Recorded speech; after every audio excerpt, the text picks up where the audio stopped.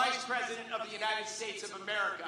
What transformed his story from an American success story into a hero story is when he achieved success, he didn't coast, he didn't lay back, he doubled down and dug deep, deciding to fight every day relentlessly so that all of you, all of Americans, could have a better shot at the American dream, could have a fairer shot at the American dream, to move the barriers and the bad decisions out of the way that made life in industrial America so hard these last few decades.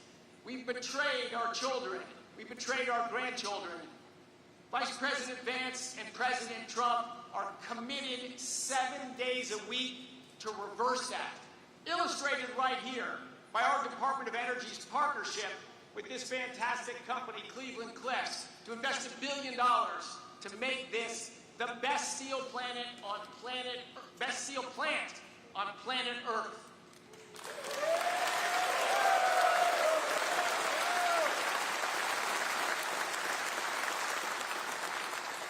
I'm now going to welcome to the stage someone who's an inspiration to me, the leader of the reindustrializing the United States of America, working with the senators in Ohio, the governor in Ohio, and the leadership to make our country great again. God bless you. God bless Middletown Works. God bless the fabulous state of Ohio. God bless the United States of America. And God bless our unbelievable Vice President, JD Vance.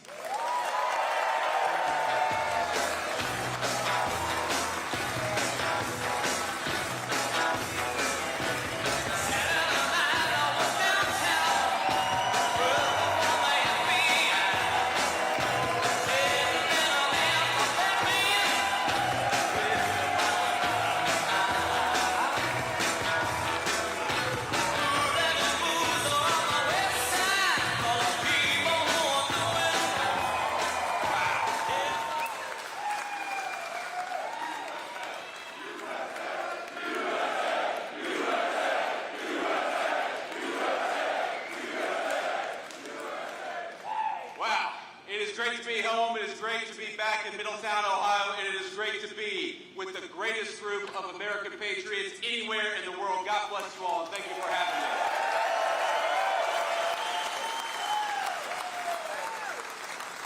Before I get started, I got to give some shout-outs here because we have a lot of amazing political candidates. We have some leaders and future leaders, and I'm going to try to get through as many as I can. But first, I've got to give a shout-out to my great friend and the next United States Senator, my replacement, as the next United States Senator from the state of Ohio, John Houston. John, please stand up. Thank you. We've also got, I believe, a great gubernatorial candidate, a great governor of Ohio, but also a great next governor of Ohio, my friend Vivek Ramaswamy. Vivek, please stand up and say hello.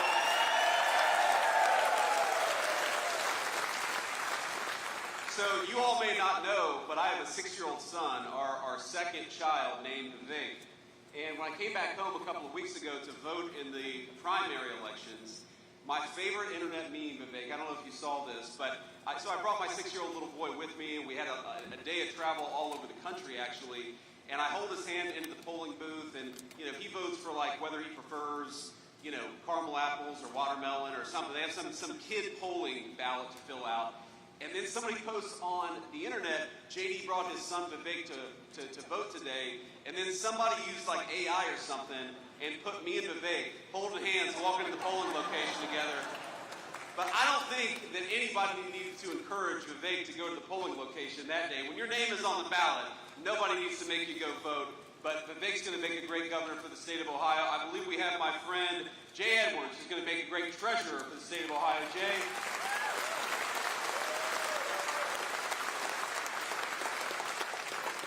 And then we've also got Frank LaRose. Frank, thank you so much. A great leader in the state of Ohio, a great Army veteran. And I got a lot of other people I could shout out, but I don't think any of you are up for election in a few months. So you're going to have to, that's going to be it. Because I'm going to talk about steel. I'm going to talk about America's comeback. I'm going to talk about the fact that this is a great day to be a resident of Middletown, Ohio. This is a great day to be right here in southwestern Ohio.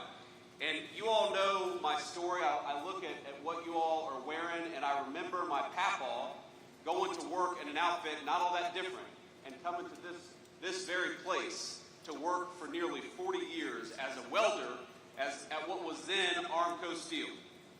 And I can't help but think about the last time a James Vance stood in this very place. He had spent nearly 40 years as a welder at Armco Steel, now of course Middletown Works of Cleveland Cliffs. He was not an educated man by any means, but he was a brilliant one. He was a complicated man, a man of faith who never went to church. He was an alcoholic since middle school, but he quit cold turkey as a grandfather. But if he was a complicated man on the inside, he was a man with very simple ambitions. He didn't want to get rich. He had no desire to build a business. That's not who my papaw was. His American dream was well-fed kids, a car engine to tinker with. He loved to build out cars, a lukewarm cup of coffee, never cold, never hot, and of course a donut from either Central Pastry or Milton's Donuts. That was his American dream.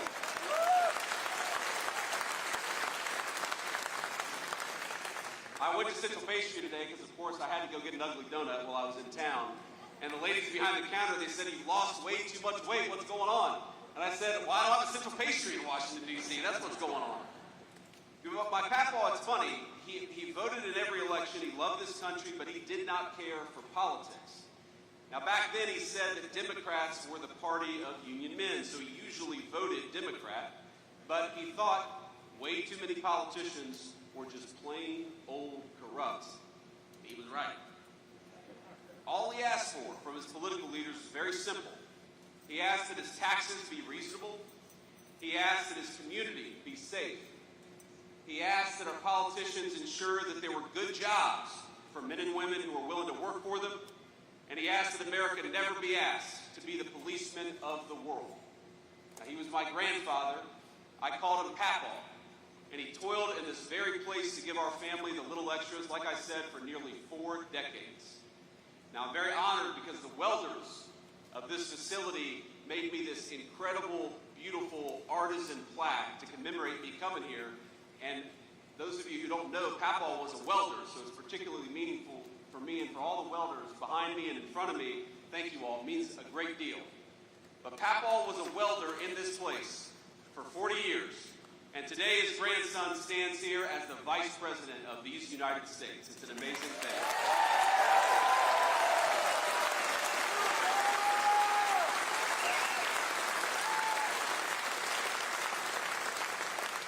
And I'm here with a message from the President of these United States.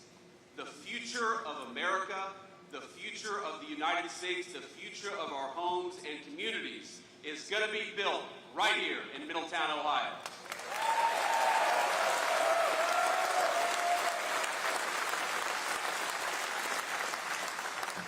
My papaw hated the politicians who ignored this place. He hated the people who saw this as the place of the past. He hated the people who forgot about this town when they should have been fighting for this town. And the unfortunate reality is that they came from both political parties.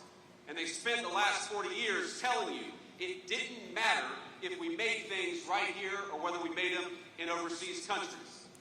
They said it was irrational, sentimental, old-fashioned to want to preserve the things that make the United States of America special. What we really needed, they said, was to compete and have complete market integration with every nation of the third world. Places where you could pay wages at pennies on the dollar, but didn't have to give your workers health care or good benefits in the process. And any time somebody dared to put an obstacle in front of that set of ideas, any time they said, you know what, we need to put tariffs or tough immigration policies to stop that, those people were called backwards, they were called wrong. Now in 1984, just to date myself a little bit, don't hate me, 1 month before I was born, the Wall Street Journal, the voice of big business in the United States of America, proposed, and I quote, a 5-word constitutional amendment. There shall be open borders.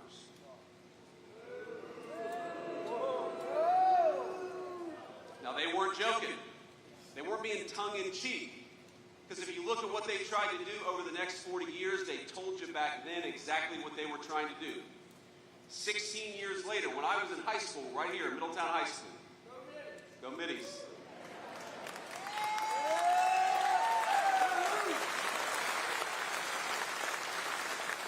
The newspaper's lead editorial writer doubled down on that same set of ideas. They said, someone who believes, this is a quote, in the free trade and free movements of capital, they declared, will quite naturally believe in the free movement of labor. That means they're going to ship your jobs overseas, and they're going to let anybody who wants to come into the United States of America with no vetting and no care. Being replaced by foreign workers, in other words, it was not an accident, my friends. It was the desired outcome of a generation of American elites. And every single person in this room knows the consequences and what they look like over a generation right here in Middletown, Ohio. Now, growing up here, I remember when somebody would come to school and tell me that their dad had just found out that he had lost his job, that the factory that employed their parents was going overseas to China or to Mexico. In other cases, American workers didn't just have their jobs destroyed, they got told they were being replaced by a foreign worker, and then they had to train that worker before they got replaced. Some of these stories have made national news, and they've stuck with me. 3 years after the Wall Street Journal called for the free movement of labor, a computer programmer, not a mill worker, a computer programmer by the name of Kevin Flanagan was let go at the bank that he worked at. And the bank, they told him, you're only going to get your severance package if you train a foreign replacement to do your job instead. And it's a heartbreaking story because he did it. He dutifully did what he was asked to do. And on his last day, he packed up his things, he walked to the office parking lot, he got in his truck, and he shot himself. It's not just Kevin, as you all know. Now, economists have measured the ways in which the opioid crisis exploded in the very locations where jobs were shipped overseas. They opened borders demanded by those same people, brought some innocent people, of course it did. But we also know that it brought a lot of cartels, it brought the fentanyl trade, and it left us with millions of orphan children being raised by aggrieved grandparents. That was the story, of course, of my mamaw, Papaw. Now, the blood of these men and women, these so-called deaths of despair, I'm sure you've heard that phrase, but it's almost too abstract for me. Because the blood of those people, in my view, it pulls at the feet of those who would sell out their country for a cheap bottom line.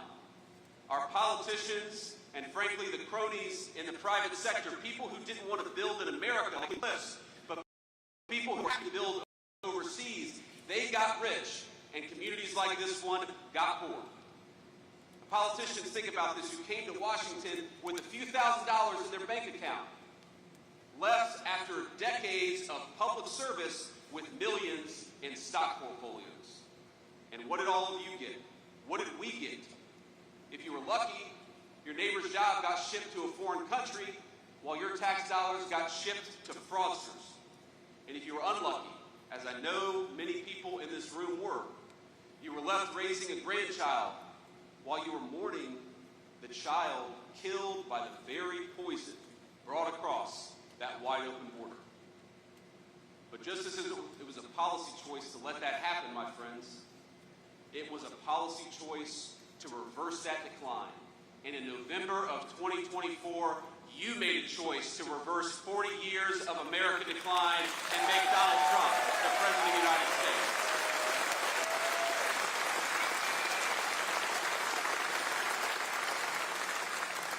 And I'm not saying it's going to be easy or it's all going to happen overnight, but in just 18 months, we have seen an explosion of rebuilding in the American heartland. We have seen trillions, with a T, trillions of new dollars of investment pour into the United States of America to build new smelters, build new manufacturing facilities, build new mills, build new everything. Under President Trump's leadership, factory construction employment has exploded. We've added 83,000 factory construction jobs just since Inauguration Day.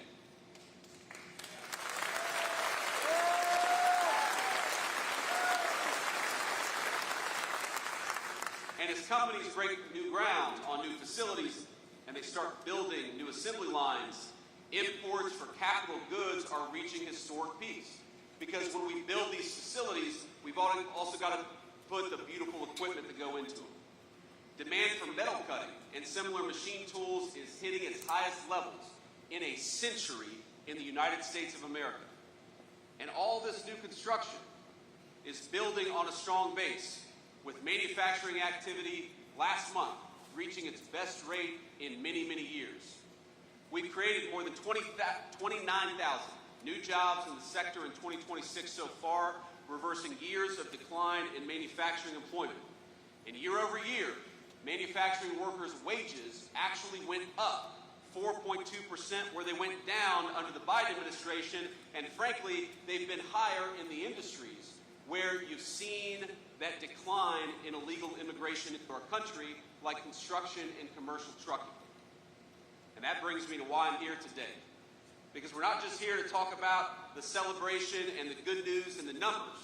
We're here to announce that Cleveland Cliffs is making today, right here in Middletown, Ohio, a $1 billion investment in transformational manufacturing right here in our home.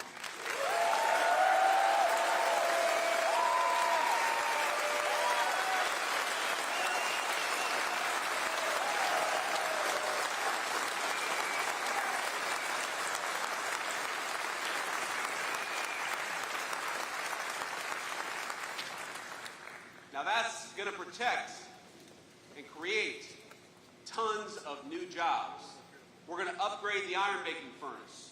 We're going to implement cutting-edge new technology to optimize furnace operation and improve Middletown's air qualities, because as much as the far left says that you can't have industry, but also clean air and water, we're going to show in this facility that's exactly what you can have. You can have both of it, and you can have it in spades with smart leadership.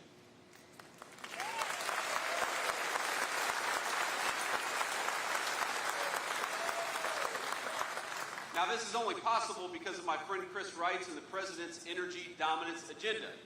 And I got to say, it's great to have a business that is putting power into the grid rather than just taking it away, and that's exactly what we're going to do here in Middletown.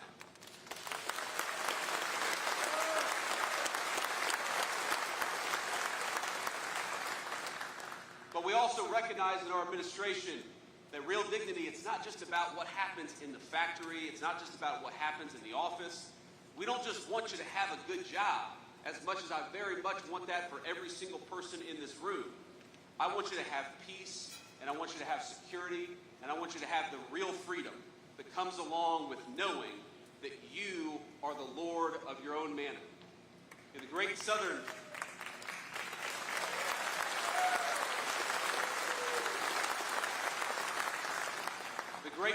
populace, probably most of you in the room don't know who I'm talking about, but he's an interesting guy, kind of a crazy guy.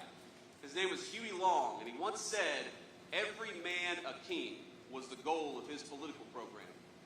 But no man is a king if their castle is under siege by criminals. No man is a king if they can't take their family out to dinner without being mugged or having their car jacked. And of course, ending the Biden border invasion was a big part of why we've changed that over the last 18 months.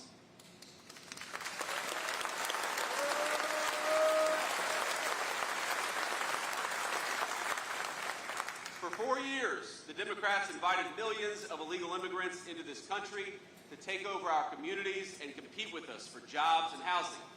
They let in murderers, they let in gang leaders, they let in fraudsters, and they let in drug traffickers, and they did so by the tens of thousands. And for months, we heard Democrats, including people like Sherrod Brown, people who pretend to be the friends of the workers in this facility, saying that they couldn't do anything to fix it, that we needed a new law, we needed a new statute, we needed Congress to pass a new regulation in order to fix Joe Biden's open border. But as we've learned over the past 18 months, it didn't require a new law to close down that border. It just required a new U.S. president.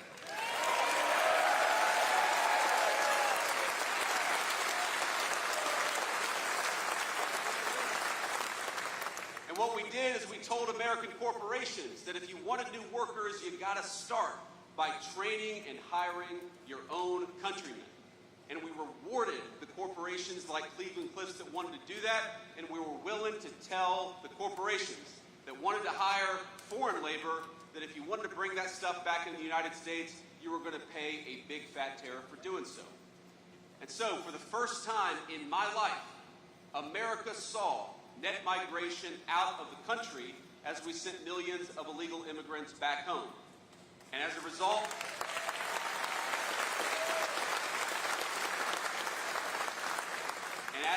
of that, this may be the thing I'm the most proud of in the last 18 months. Do you know that all net job growth over the past 18 months went to native-born Americans, reversing a trend for 4 years where it all went to other people?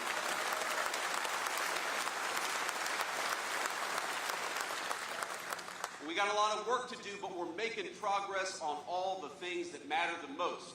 On the affordability question, we know that under Joe Biden, the cost of a median-priced home nearly doubled. Now, for the first time in over 5 years, rents are falling for the first time. We got a lot of work to do, but we're finally seeing that American dream of homeownership become accessible again to our young people. And it's not just affordability, America's getting safer too. We're currently experiencing in the United States of America the largest reduction in violent crime in the history of our country. Homicides.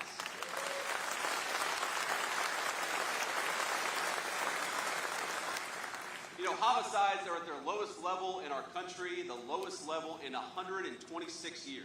That's almost hard to believe. Cities like Aurora, Colorado, where, if you remember, I had an interview with somebody in the mainstream media. It was the October before the election, right when we were getting into crunch time. And we were talking about how these violent Venezuelan drug gangs had taken over apartment buildings in Aurora, Colorado. And I said this to the anchor, and the anchor comes back and says to me, she says, well, they've only taken over 1 or 2 apartment complexes. And I remember at the time, I guess I wouldn't be a good poker player because I got so excited.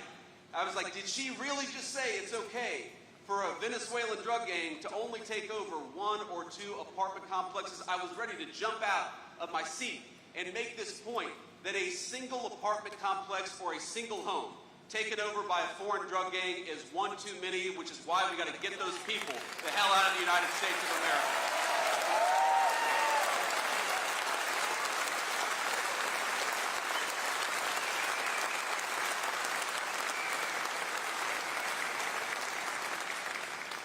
But as we systematically address the failures of the past, I got to be honest, as much as I wish we had, we have not gotten a lot of help from Democrats in Washington. Bernie, have we? No. This is not, unfortunately, JFK or FDR's Democrat Party. Hell, it's not even Bill Clinton's Democrat Party. This is the party of diversity quotas rather than opportunity for all. This is the party, the Democrat Party, of graduate students rather than the union and non-union workers who make this facility run. It's sometimes actually hard to understand, like, what do these modern Democrats actually stand for? But look what they say. Pay close attention, and they'll leave these little hints of what they actually care about. Now, El Sayed, this guy running for Senate in Michigan, he once argued, not too long ago, that criticisms of Sharia law were rooted in white supremacy. I'd love to go back in time and tell my papaw that there's a man who claims to stand for working people who says not only should we have Sharia law, but if you criticize it, you're a white supremacist. That's not my papaw's Democrat Party, my friends. Now, I served for 2 years in the Senate with Sherrod Brown. He was a friendly enough guy, but he was a man who claimed to represent this state, but never once raised his voice against Joe Biden's border crisis or against the inflation that was brought on by Joe Biden underinvesting and trying to destroy American industry. If you look at it at every step of the way, these Democrats have voted for foreign workers and fraudsters over American citizens and hard-paying taxpayers. They have voted for corporations who sent jobs overseas rather than good American businesses who invested in you, invested in your communities, and increased your jobs. Who do these Democrats put first? everyone else. You know who the Trump administration puts first? Americans. You, my friend, that's who we fight for.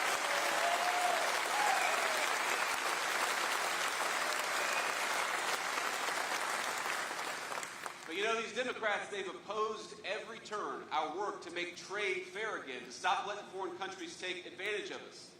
They screamed and cried as we protected our communities from illegal immigration. They sued, they boycotted, they protested, they rioted, and they obstructed, all in the name of defending the interests of foreigners over American citizens. That's right. Now, some of the stories sound insane. In one case, we were working to deport a convicted child rapist in the state of Minnesota. Tim Walz. You remember Tim Walz? Caught wind. And you know what he did? He pardoned the guy. He pardoned a literal child rapist to prevent him from being deported out of the United States of America. Now, we went ahead and got this guy out of our country anyways. And Walz gets better. Walz asked the country what good it accomplished. Did that make us any safer? That is a direct quote from the Democrat governor of Minnesota. To which I'd say, as the father of 4 young children, 10-year-olds and everybody else can breathe a little bit easier in Minnesota. Yes, Tim, of course it's good to get violent criminals the hell out of the United States of America.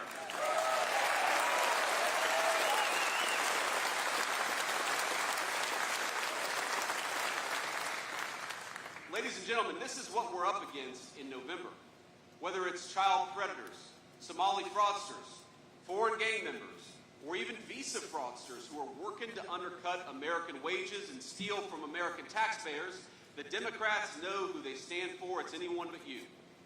Think about it. Every single Democrat, every one, voted against no taxes on tips, voted against no taxes on Social Security, voted against no taxes on overtime, and voted against no taxes on car loans so long as those cars were made right here in America. Now, we got to ask ourselves, imagine if they get back in power, what are they going to vote for?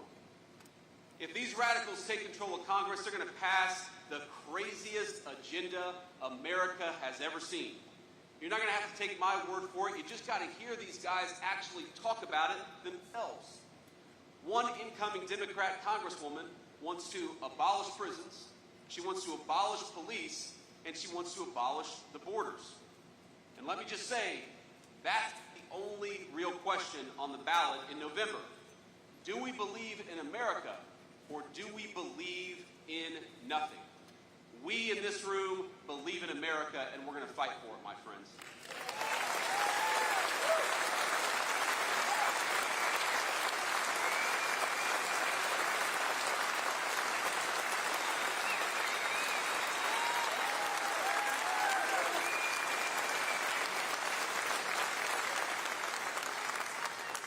When I reflect on 250 years of American history, what I can't help but feel above everything else is gratitude. I reflect on this incredible life that I've been able to lead thanks to the generosity of so many of the people in this community, people who are here today, friends and family. My stepmom is here, teachers, people who made it possible for me to live the American dream when everything else was fighting against it. The cool thing about this nation is that in our own way, making our own contribution, we built this country together as one American family. Black and white, rich and poor, whether you've been in this country for 10 seconds or whether your family has been in this country for 10 generations, think about it. Every accomplishment of American greatness has a long line of people, many of them who don't get their part in the story, but we all know we're very much part of it. Now, of course, I grew up in an era where we had already gone to the moon. But think about this. When we went to the moon, of course, it was the astronauts. Everybody wanted to be an astronaut when I was growing up. Neil Armstrong just lived up the street when I was growing up. They were amazing men. They tested the limits of physical realities. They had, quite literally, out-of-this-world courage. But it was not just them. It was the scientists. It was the computer programmers who designed the rockets, who designed the software that went in it. It was the janitor who made sure that facility was a clean and orderly place to go to work so that these guys could build the rockets that took us to the moon.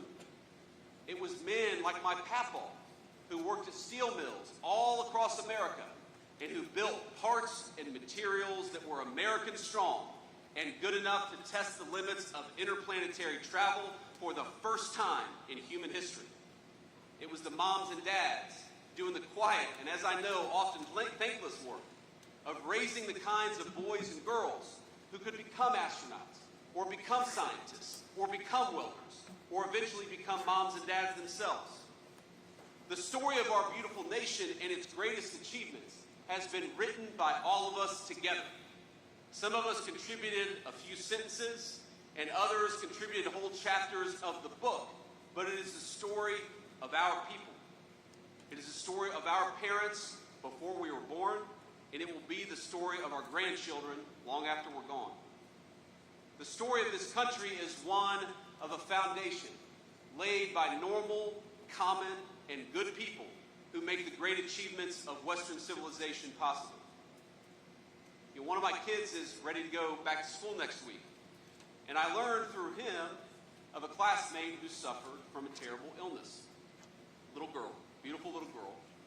And as fate would have it, just a crazy coincidence, I actually knew a little girl when I was growing up in Middletown, Ohio, who suffered from the exact same illness. And what I remember is that back then, it was considered a death sentence. And now it's serious. I don't want to underweight it, but this little girl's expected to survive after she gets a course of treatment. Think about this.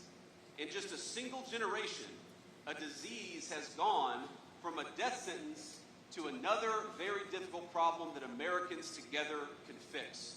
From the people who are making the therapeutics, to the people who are designing and building the facilities where they're made, to the men and women who manufacture the steel where the medicines that saved that little girl's life were made. It's not possible without all of us working together.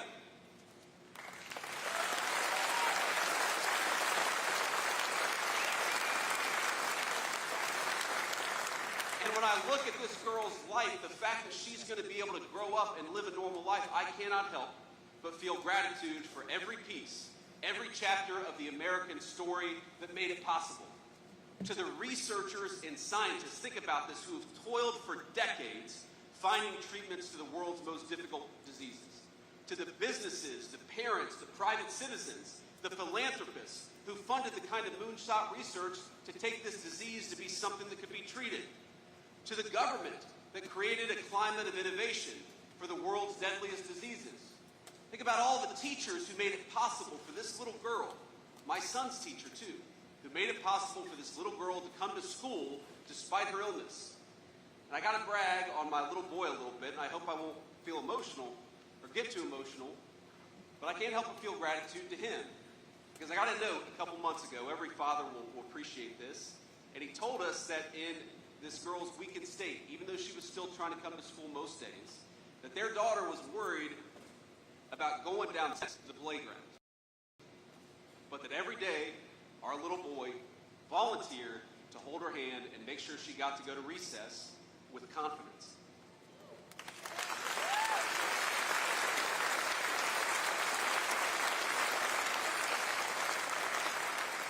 Now, our founding fathers wrote in the Constitution that the purpose of this union was to secure the blessings of liberty. And what greater blessing of liberty than to know that this little girl has a good chance, to know that the work of an army of doctors and researchers made it possible for your little girl or your little guy to show a moment of compassion to this little girl, to show that greatness that I believe God places in the heart of every human being, made possible because this little girl happened to grow up at a time and in the greatest country in the history of the world. That's the American story, my friends.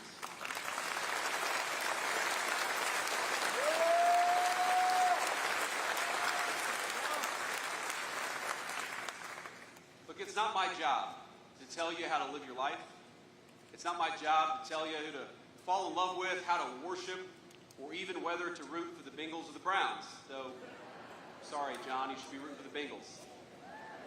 You too. Actually, Bernie, you're probably more of a Cleveland fan than John is. But my job, the job of the President of the United States, the job the President demands of every single person in his administration, from the Vice President on down, is to fight for you. It's to fight for your blessings of liberty, for a neighborhood that's safe, a job that's dignified, a church that's protected, and a community of citizens where every single person has both the right and the duty, but also the obligation to write their story in the chapter of the United States of America.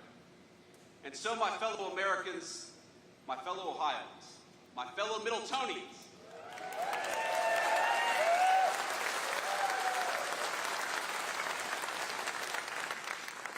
I believe that this November, you and I and our fellow citizens, we're going to go to the ballot box and we're going to face a choice.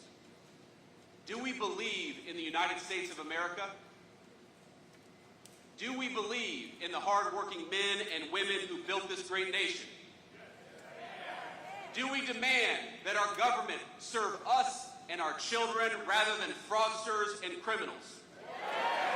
Do we demand that the American president fight for the American people first?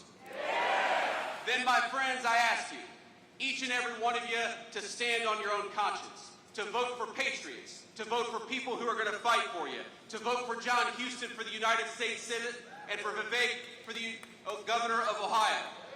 Get out there and fight for yourself by telling the far-left radicals who have taken over the Democratic Party, this is not your country, it's our country, and we're going to fight for it. God bless you, and thank you for having me.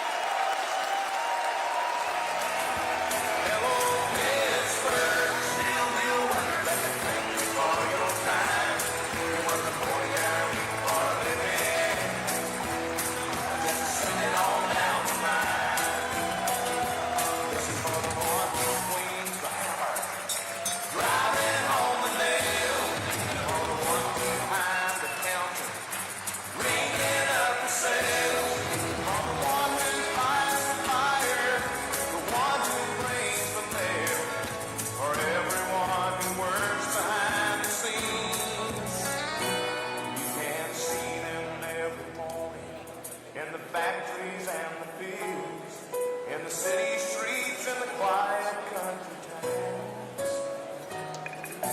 working together like spokes inside a wheel.